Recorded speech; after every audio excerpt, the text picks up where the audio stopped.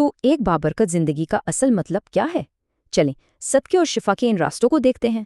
دراصل ایک مکمل زندگی میں روحانی اور جسمانی دونوں پہلوؤں کا خیال رکھنا ضروری ہے۔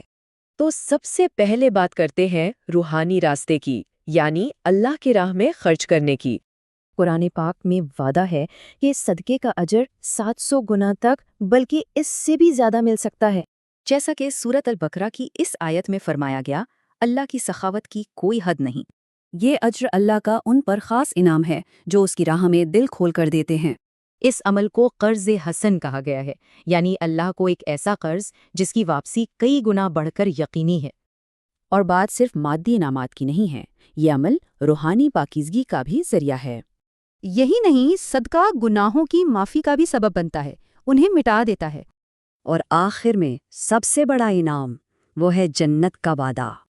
اب ذرا حدیث کی روشنی میں دیکھتے ہیں کہ اس کی کیا حکمت بیان ہوئی ہے۔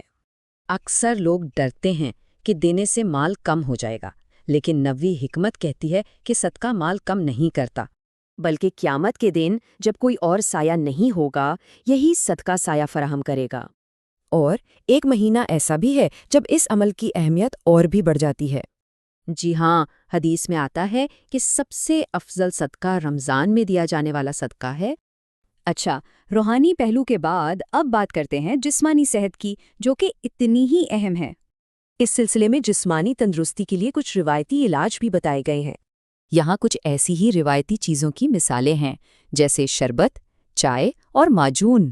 اور اہم بات یہ ہے کہ یہ علاج قدرتی ہیں، جن میں کوئی کیمیکلز یا اسٹیرائڈ شامل نہیں۔ تو خلاصہ یہ ہے کہ اللہ کے لیے خرچ کرنا دنیا اور آخرت دونوں میں کامیابی کی ضمانت ہے۔ اس طرح روح اور جسم دونوں کا خیال رکھنا ہی ایک مکمل اور بابرکت زندگی کی بنیاد ہے۔ اس موضوع کی تفصیلات حافظ محمد بلال کے فراہم کردہ مواد پر مبنی تھیں۔